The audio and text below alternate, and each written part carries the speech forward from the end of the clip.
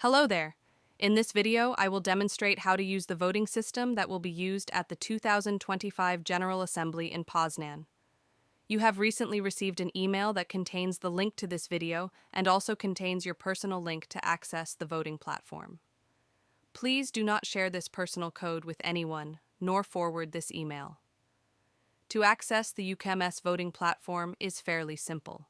Click on the link you have found in this email. This link will automatically take you to the voting platform and logs you in. You have received a previous email with the same link. If you've already logged in using that link, you can skip this step. In case you haven't used this link before, we would like to kindly ask you to certify that you are eligible to vote at the 2025 UKMS General Assembly in Poznan.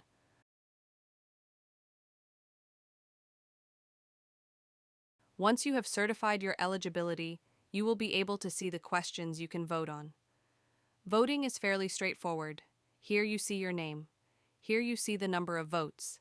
Here you can see the question and the options. Please select your option and click on Vote. Once your vote has been validated, this screen will show where you can see the time of your vote, and if you wish, you can download a proof of your vote.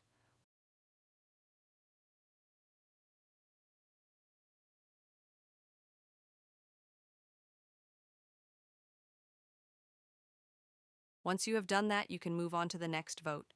You can carry on voting until we've finished with all your questions. Once there are no more questions left, you will see this screen. Before or during voting, you can always check out the relevant publications.